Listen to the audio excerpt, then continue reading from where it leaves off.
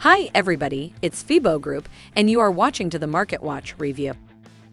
The claim by U.S. intelligence that Russia is still mobilizing to attack Ukraine is raising risk appetites and lifting the price of gold to $1,885 to $1,890, its highest point since June last year. April WTI is recovering most of yesterday's 1.8% gain and is hovering at $90 per barrel. Asia-Pacific equity markets advanced except for Japan. Stoxx 600 Europe is suffering a slight loss while futures in the USA are down 0.4% to 0.6%. The risk-off move among major currencies is primarily felt by the Scandis and the euro, while the Antipodeans and the yen, Swiss franc, and sterling have moved higher. Asian-Pacific market. Japan's trade deficit grew to JPY115 trillion after it reported lower than expected exports. It also saw stronger imports than expected. It was 3 times higher than what was expected. For the first time since the 7th of February, the US dollar fell below JPY115.00. In early European turnover, the low was reached.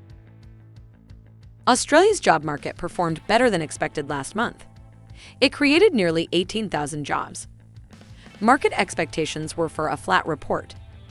After an increase of 41,000 in December, the number of positions created was all part-time. Full-time positions saw a 17,000 decrease. Expectations are unlikely to be affected by Australia's employment report. The market prices in the mid-year increase as the first. The central bank is continuing to resist market expectations and pushes back, rather than meeting them. Before finding strong bids, the Australian dollar was initially sold at $0.7210 and then dropped to $0.7150. Before stalling, it recovered to session highs. Market of Europe. According to the U.S., Russia mobilized 7,000 more troops rather than withdrawing troops as was previously reported. Moscow refutes this claim. Russia participates in military exercises.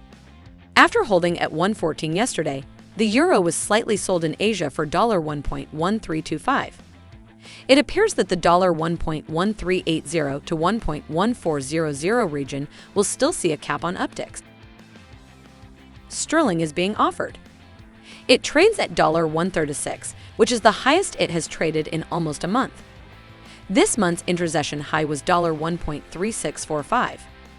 Tomorrow's UK retail sales report will reveal January, and there is a rebound expected following January's dramatic fall. Market of America. The prospects of a deal between Iran and the US are likely to be better for Russia, Europe, and Iran than they are for the US. Yesterday's unexpected increase in US oil inventories was reported by the US EIA, while Cushing experienced a nearly 2 million barrel drop.